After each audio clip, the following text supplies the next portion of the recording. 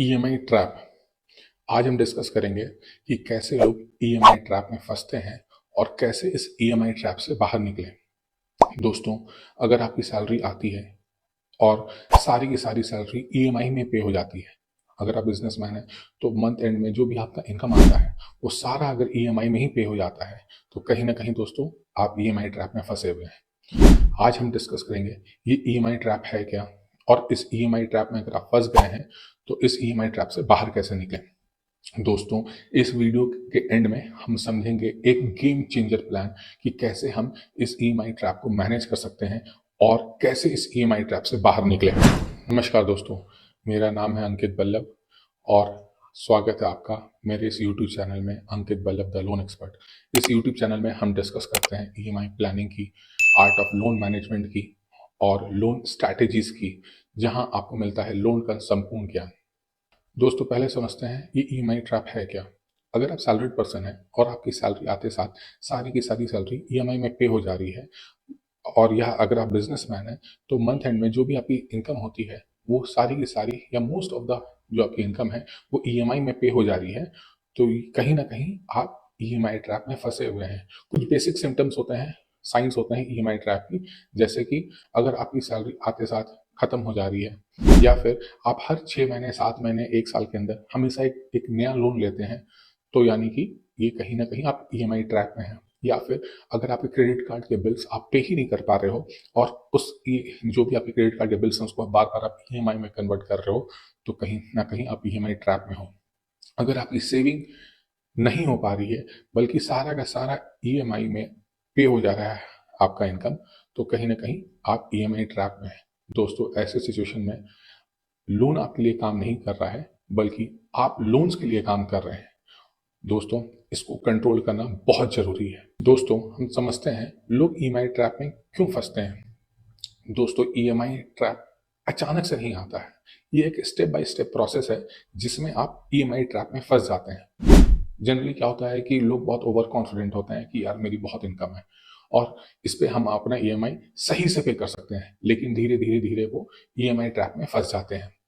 कई सिचुएशन में देखा गया है कि लोग मल्टीपल पर्सनल लोन्स ले जाते हैं, जिसकी वजह से वो ईएमआई ट्रैप में फंस जाते हैं। बहुत सारे केसेस में जो क्रेडिट कार्ड का यूजेस बहुत ज़्यादा बढ़ जाता है, क्रेडिट कार्ड का बहुत ज़्यादा यूज हो जाता है, क्योंकि लोग आजकल मल्टीपल क्रेडिट कार्ड रखते हैं और जहां भी यूज हो क्रेडिट कार्ड यूज कर लिए। अब जब आपकी क्रेडिट कार्ड का यूजेस बहुत ज़्यादा हाई हो जाता है, तब आप इस ईएमआई ट्रैप में फंसते चले जाते हैं।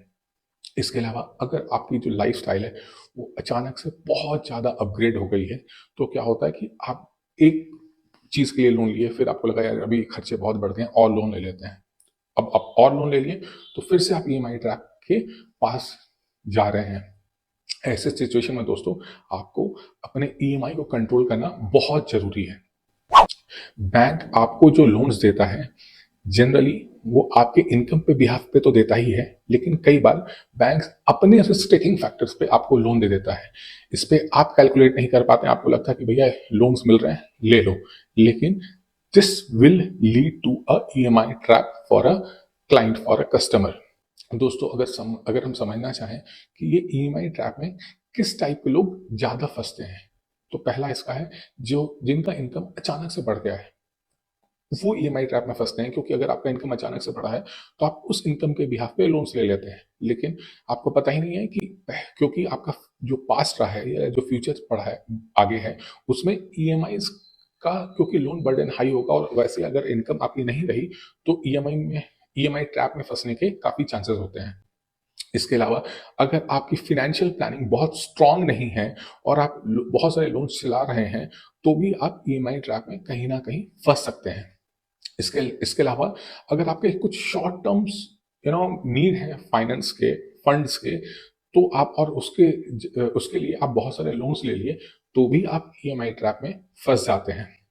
इसके अलावा अगर आपका जो लोन्स है जो जिसमें आप मल्टीपल्स लोन ले रहे हैं और इनकम आपकी नहीं बढ़ रही है उस रेशियो में, तो भी आप ईएमआई ट्रैप में फंस सकते हैं। इनकम अगर आपकी ज्यादा हो जाए, इसका मतलब ये नहीं होता है कि आप और ज्यादा लोन ले लें। इनकम भी बढ़ रही है लेकिन लोन भी अगर कंट्रोल में है, तो ये एक आइडल सिचुएशन होता है। इनकम के साथ साथ अपना लोन भी ना बढ़ाएं। ये तो था दोस्तों ईएमआई ट्रैप्स के बारे में। अब हम समझेंगे कि हम ईएमआई ट्रैप से कैसे बाहर निकले। 5 पावरफुल पॉइंट्स, 5 पावरफुल स्टेप्स जिससे आप ईएमआई ट्रैप से बाहर निकल सकते हैं। ये बहुत इंपॉर्टेंट है दोस्तों, इसका अगर हो सके तो नोट्स भी बना लें। पहला है, आपके जो जो ईएमआई चल रहे हैं उसका एक एक्सेल शीट बनाएं, उसको एक जगह नोट डाउन करें। कहावत है कि अगर आप अपने प्रॉब्लम्स को एक जगह लिख लें तो वहीं से उस प्रॉब्लम के सोल्यूशन का शुरुआत होता है। तो दोस्तों, एक अपने सारे लोन्स का एक एक्सेल शीट जरूर बनाएं, जहां पे किस अमाउंट का लोन है, कब वो बंद होने वाला है, क्या उसका रेट ऑफ इंटरेस्ट है, इसका एक ऑर्गेनाइज वे में एक एक्सेल शीट बनाएं। और उस पर अगर आप एनालाइज करोगे तो इस पे आप ईएमआई ट्रैप से 100%, मैं बोल रहा हूँ 100% आप उस ईएमआई ट्रैप से निकल जाओगे। नेक्स्ट इज, अगर आपके पर्सनल लोन है, क्रेडिट कार्ड्स हैं जिसपे आपने बहुत ज़्यादा हाई रेट ऑफ इंटरेस्ट पे लोन लिया है, तो उस पर आप फोकस करें कि उसको कैसे जल्दी से जल्दी बंद कर सकते हैं। इसके अलावा आपकी जो भी ईएमआई है वो हमेशा 60 टू मैक्सिमम 65% होने चाहिए आपके इनकम पे। अगर आप 100 रुपए कमा रहे हैं तो मैक्सिमम 60 रुपीज आप पे कर सकते हैं अपने ईएमआई में। ये रेशियो जो है हमेशा मेंटेन रखें। इसके अलावा हाई रेट ऑफ इंटरेस्ट अगर आप पे कोई चल रहे हैं तो सबसे पहले फोकस कीजिए उस हाई रेट ऑफ इंटरेस्ट के लोन्स को जल्दी से जल्दी पे करें। इससे आप जल्दी से जल्दी इस ईएमआई ट्रैप से बाहर निकलिएगा। अगर दोस्तों मान लीजिए आपके कोई फ्लोटिंग रेट ऑफ इंटरेस्ट के लोन चल रहे हैं, for example housing loan, loan against property, जिसके रेट ऑफ इंटरेस्ट हाई है 9%, 10%, 11% पे, तो हमेशा उस लोन्स का 1 साल 1.5 साल पे करने के बाद उसका बैलेंस ट्रांसफर कराएं। बैंक्स, हमारे इवन सरकार इस पे बहुत फोकस्ड है, क्योंकि इसी इसी रीजन से हमारे बैलेंस ट्रांसफर के जब आप कराते हो फ्लोटिंग रेट ऑफ इंटरेस्ट पे, यानी फ्लोटिंग रेट ऑफ इंटरेस्ट हुआ यानी कि जो रेपो रेट से डायरेक्ट लिंक्ड है, उस पर बैलेंस ट्रांसफर करने पे कोई चार्जेस, कोई फोरक्लोजर चार्ज नहीं लगता है। ये इसलिए गवर्नमेंट ने इम्प्लीमेंट किया है ताकि आप अपने हाई रेट ऑफ इंटरेस्ट के जो लोन अगेंस्ट प्रॉपर्टी या होम लोन से वो दूसरे बैंक द्वारा ट्रांसफर कर लीजिए जिसके रेट ऑफ इंटरेस्ट लो है। इससे आप नॉर्मली 1%, 1.5%, 2% तक अपना इंटरेस्ट रेट कम करा सकते हैं एग्जिस्टिंग लोन पे। दोस्तों, एक मैं आपको एक अपने फ्रेंड की कहानी सुनाना चाहता हूँ। एक मेरा फ्रेंड था, साउथ में कहीं वो जॉब कर रहा था, उसकी सैलरी मोटा मोटी 1,20,000 के आसपास थी। उसने मुझे एक दिन कॉल किया कि अंकित, मैं थोड़ा, मुझे लग रहा है कि मैं लोन्स में बहुत फंस गया हूँ, तो इससे कैसे बाहर निकले। तो मैंने उसका पूरा समझा और फिर वही केस स्टडी मैं आज आपसे शेयर कर रहा हूँ। उसकी सैलरी लगभग 1,20,000 थी, जिसपे वो 80,000 टू 85,000 ईएमआई में पे कर दे रहा था, जिसमें वो एक हाउसिंग लोन चला रहा था, 2 पर्सनल लोन चला रहा था और 2-3 क्रेडिट कार्ड थे जिसमें हाई वैल्यू बिल्स उसके बचे हुए थे। राइट, अब उसने मुझे कॉल किया कि यार मुझे अपनी, मतलब कुछ पैसे सेव नहीं हो पा रहे हैं, तो उसको कैसे मैं अपने इस पोर्टफोलियो को ठीक करूं। तो उस पर मैंने एनालिसिस किया और फिर हम लोग एक सोल्यूशन निकाले। सबसे पहले 3 महीना 4 महीना लगा, हमने उसके क्रेडिट कार्ड के बिल्स सारे जीरो कराए।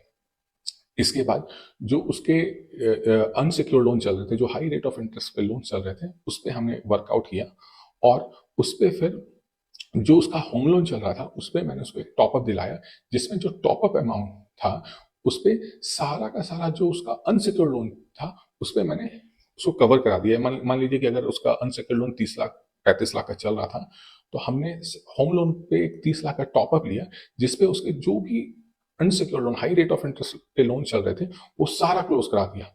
इससे उनका यह हुआ कि उनके जो 80,000 की या 85,000 की वो ईएमआई पे कर रहे थे, वो ईएमआई 80,000 से डायरेक्ट 50,000 पे आ गया। तो उसकी 30,000 की ईएमआई सेविंग हुई और लिटरली 6 महीने 7 महीने के बाद उसका सेविंग स्टार्ट हो गया। दोस्तों, इसमें भी हमने यही किया, पहले तो सारे लोन्स को एक जगह ऑर्गेनाइज करके लिखा। जो उसके हाई रेट ऑफ इंटरेस्ट के लोन थे हमने lower rate of interest loan पे उसको ट्रांसफर कर दिया। और जनरली क्या होता है कि होम लोन या लोन अगेंस्ट प्रॉपर्टी सब जब आप लेते हो तो उस पर आपका पार्ट पेमेंट का भी ऑप्शन रहता है। तो जैसे ही उसको 2 साल बाद 1.5 साल बाद जब भी उसके बोनस आते थे उस पर वो पार्ट पेमेंट कर देता था। इससे फायदा क्या हुआ, उसकी जो प्रिंसिपल अमाउंट है वो धीरे धीरे कम होती चली गई और उसका धीरे धीरे लोन अमाउंट कम हो गया और ईएमआई भी सबसे इंपॉर्टेंट उसका काफी कम हो गया, जिसकी वजह से उसके सेविंग स्टार्ट हो गए। दोस्तों, अगर आप कहीं ना कहीं ईएमआई ट्रैप में फंसे हुए हैं तो जो मैंने आपको स्टेप्स बताया है उसको फॉलो कीजिए। मैं 100% श्योर हूँ आपको कहीं ना कहीं अपने लोन्स को अच्छे से ऑर्गेनाइज करके इस ईएमआई ट्रैप से बाहर निकल सकते हैं। याद रखिए दोस्तों, लोन आपके लिए काम करे, आप लोन्स की ईएमआई के लिए बिल्कुल काम ना करें। अपने लोन्स को अच्छे से ऑर्गेनाइज कीजिए, अच्छे से उस पर काम कीजिए ताकि आप बन सकें अपने लोन का लोन एक्सपर्ट। दोस्तों, मेरा चैनल जरूर सब्सक्राइब करें, इस वीडियो को जरूर लाइक करें अगर आप बनना चाहते हैं अपने लोन का लोन एक्सपर्ट। धन्यवाद।